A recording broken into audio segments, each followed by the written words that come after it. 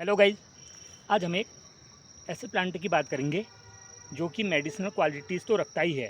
साथ ही इस प्लांट से बनी हुई राख पोटास का एक अच्छा सोर्स होती है, जिसको कि हम ऑर्गेनिक फर्टिलाइज़र की तरह यूज कर सकते हैं। आप सभी का वेलकम है। ऐसी ही इंटरेस्टिंग एंड वैल्यूएबल नॉलेज के लिए हमारे चैनल को सब्सक्राइब, वीडियो को लाइक एंड शेयर करें। तो फ्रेंड्स, आज हम बात करेंगे अपामार्ग की। इसको एक मेडिसिनल प्लांट की कैटेगरी में रखा जाता है। इसका बॉटनिकल नेम अचिरांथिस एस्पेरा है और हिंदी में इसको चिरचिटा, लड़जीरा, चिरचिड़ा भी बोलते हैं, लह चिरचिरा भी कहा जाता है। खरीफ की फसल का ये एक मेन वीड है। अंग्रेजी में इसको chaff flower, devil's horse whip,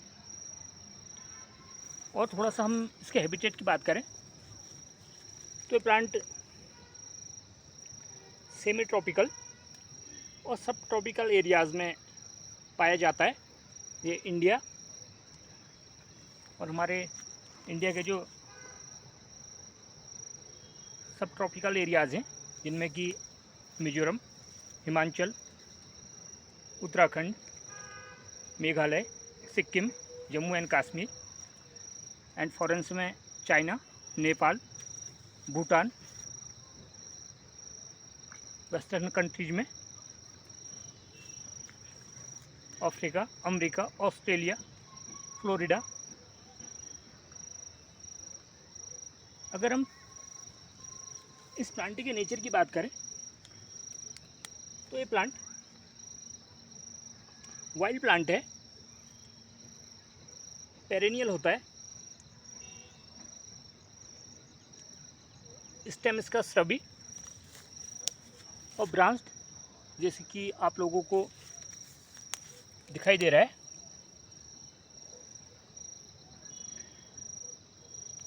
solid, angled, noted, hairy and lined. ये देखिए, आपको क्लियरली दिखाई दे रहा होगा। और अगर हम इसकी लीव्स की बात करें तो लीव्स इसकी सिंपल,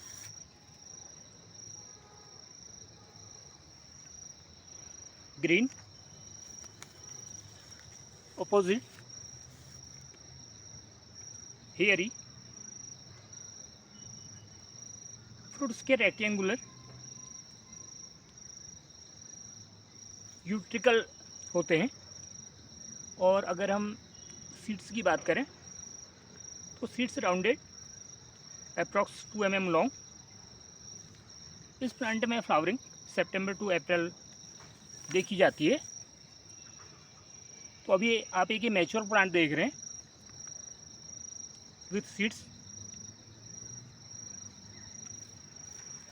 इंडियाज़ के अदर प्लेसेस की बात करें तो इसको मराठी में अघाड़ा, अरबी में अतकुमा, कन्नड़ में उत्तराणी, तमिल में चिरू कतलांती। इसकी 2 वैराइटीज आती हैं, एक वाइट अपामार्ग एंड सेकेंड लाल अपामार्ग। तो अभी आप ये देख रहे हैं रेड अपामार्ग, बिकॉज इसकी आप ये देखिए, जहाँ पर नॉट्स हैं, जहाँ पर इसकी न्यू ब्रांचेज निकली हैं, जहाँ पर जंक्शन हो रहा है, तो आपको दिखा रेड कलर दिखाई दे रहा है। ये इसकी आइडेंटिफिकेशन होती है। और ये प्लांट बहुत से मेडिसिनल यूज भी रखता है। तो हम थोड़ा सा इसके मेडिसिनल यूज की बात करें। अगर आपको दांतों को सॉलिड रखना है और साथ ही साफ भी रहें, तो उसके लिए आप इस प्लांट की रूट से दातुन कर सकते हैं। इसकी रूट का जब आप ऐसे देसी दातुन की तरह यूज करेंगे तो आप देखेंगे कि आपको अगर दांत में दर्द है तो वो भी ठीक होगा, साथ ही दांतों की हिलने की प्रॉब्लम हो जाती है अगर वो है तो उसमें भी आराम मिलेगा, और कभी कभार मसूड़ों में कमजोरी हो जाती है और खून आने लगता है, उसमें भी निजात मिलेगी। और कुछ लोगों को मुंह से बदबू आने की प्रॉब्लम होती है, तो उस कंडीशन में भी अगर आप रेगुलरली इसकी रूट से पेस्ट करेंगे तो आपको रिलीफ मिलेगा। बशर्ते आप जब भी इसकी रूट का यूज करें तो आप फ्रेश रूट लें, उसको धो लें, और हो सकता है तो आप उसको शैडो एरिया में रख दें, शैडो प्ले जो आपके घर के आसपास हो, तो उससे ये रहेगा कि 3 या 4 दिन तक वो रूट आपकी फ्रेश टाइप की ही रहेगी।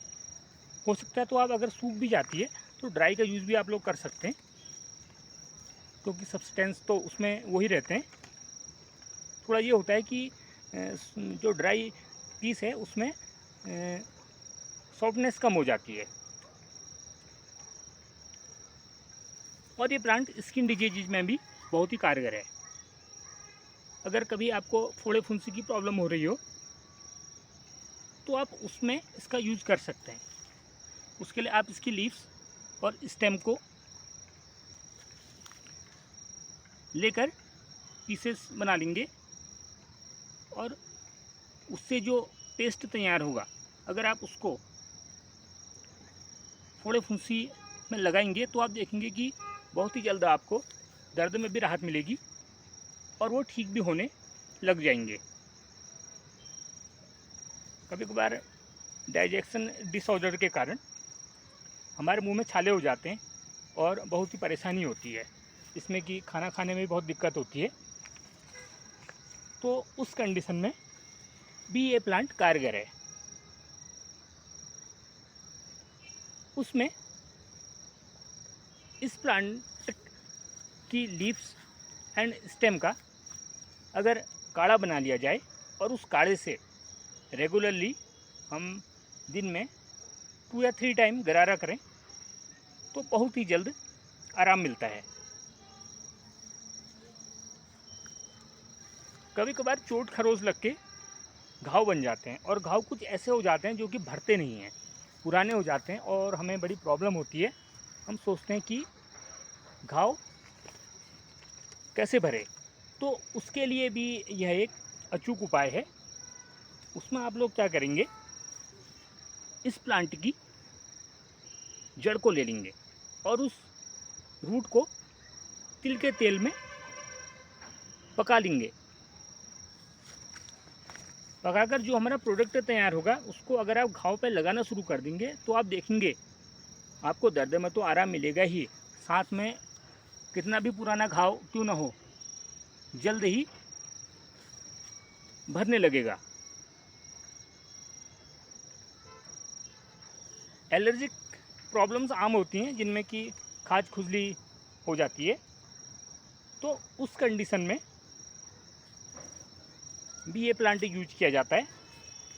तब आप इस प्लांट के पंचांग मतलब इसके बॉडी के 5 पार्ट्स को लेकर आप लोग काढ़ा बना लें, और उस काढ़े को अगर आप अपने नहाने वाले पानी में मिला लेंगे और उससे आप लोग नहाएंगे तो आप देखेंगे कि कुछ ही समय में आपको एलर्जी की प्रॉब्लम से